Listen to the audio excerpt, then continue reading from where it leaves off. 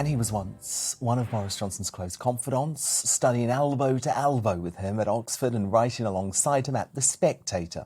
But renowned journalist and author Toby Young has been appalled by the Prime Minister's draconian lockdown policy and was one of the first people to rail against it during the pandemic. His website, the hugely popular Lockdown Skeptic, was one of the only sources anywhere in Britain which questioned the efficacy of this very dramatic and damaging measure. Well, the freedom fighter has been watching the Partygate saga unfold and thinks that the fine issued to his old mate might be a great thing for liberty lovers.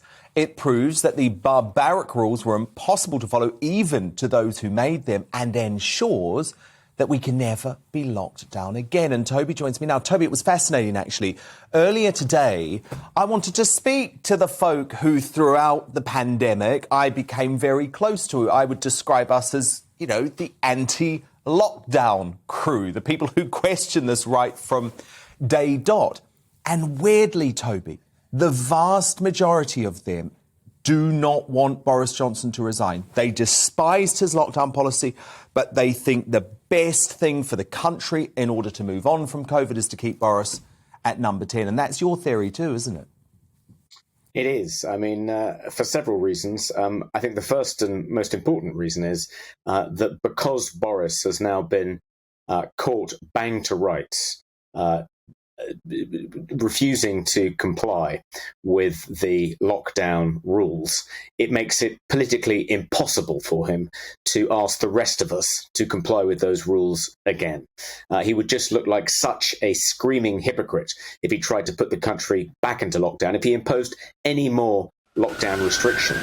He has been busted for breaching those restrictions himself. He can't now ask the country to observe laws that we now know he himself didn't observe. So that's reason number one. I mean, reason number two is, if he was replaced, I think you can almost guarantee that whoever replaced him within the Conservative Party would be more of a lockdown hawk than him. I mean, if it was Jeremy Hunt, for instance, we'd all be locked down again tomorrow.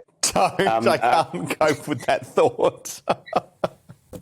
That's going to give you nightmares.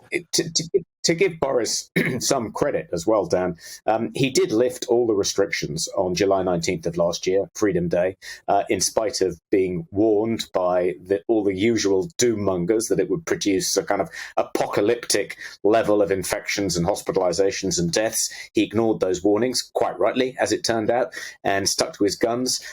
He was told he needed to reimpose restrictions in a much bigger way than he did over Christmas. He was told to essentially put us into a fourth lockdown by all the same doom mongers that warned him not to lift the restrictions on July 19th, making all the same apocalyptic predictions. Once again, he ignored them. Once again, he was proved right to ignore them. And now I think he has the confidence to ignore them in future, which is why he's embraced this living with COVID strategy. So I think we need to give him our support at this critical time, difficult though it is, because better the devil we know. No, I agree. I actually completely agree, and that is why he does have my support to remain in post. Toby, you know the man. Do you think there was even a moment yesterday when he considered packing it all in? We know that Rishi Sunak, for example, came pretty close and pondered for some time about whether he could continue as Chancellor. Is that in Boris's makeup at all, or is it just this is another little block in the road, but I can get through it? I think literally he's like one of those suffragettes who chained herself to the railings of Downing Street. You'll need a chainsaw to separate him from power, I think. There's no way he'll go unless he is dragged kicking and screaming from Downing Street. Yeah, no, I can imagine that.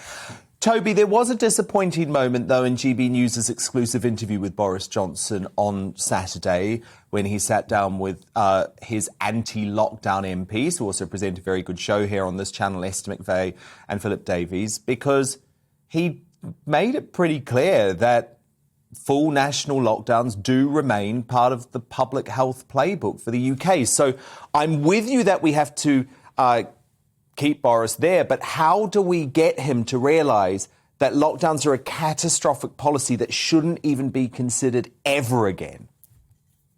Yeah, I don't know. I'm working on that, Dan. I mean, virtually every day, research is published showing just how ineffective the lockdowns were, not just in this country, but across the world, and how much damage they caused to mental health, to children's education, to economies. There was a report published a few days ago from the National Bureau of Economic Research in America, and it looked at the damage lockdowns had done to education, to health, and to the economy. And it produced a composite score for each of the states in America and ranked them from 1 to 50. And the states which did the best, it won't surprise you to learn, were states like South Dakota and Florida, which had some of the lightest lockdowns in the country. And the states that performed the worst were states like New York, New Jersey, Chicago, Illinois, which had some of the most severe lockdowns in the country.